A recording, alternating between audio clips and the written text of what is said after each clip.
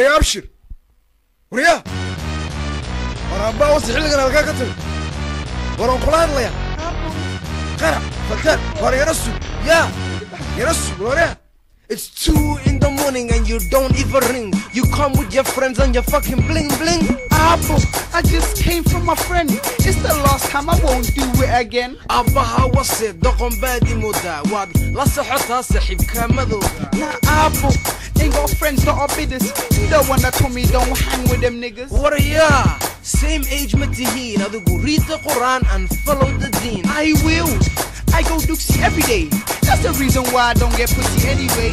I want you to marry walaalka cunugtii. Say again, want you to marry walaalka cunugtii. Abo, that's my fucking cousin. You never get horny, forget about busting. You might start to love her, you might start to lusting. He says she's not real love, but don't fucking trust him. I don't need to cussing, but that's disgusting. And that's up to Hassan, I don't ever trust it. Rudy Billah, war maxaan ku lahaa. He's expecting the marriage, so maxaan ku dhahaa. Tell him what you want, cause I don't give a damn.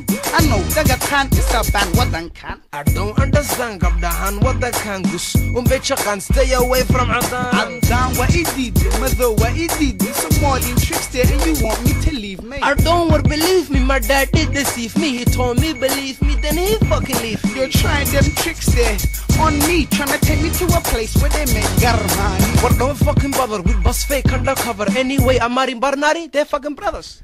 Abo, just don't chat shit. What about me? You make one rap hit. Yeah, serious,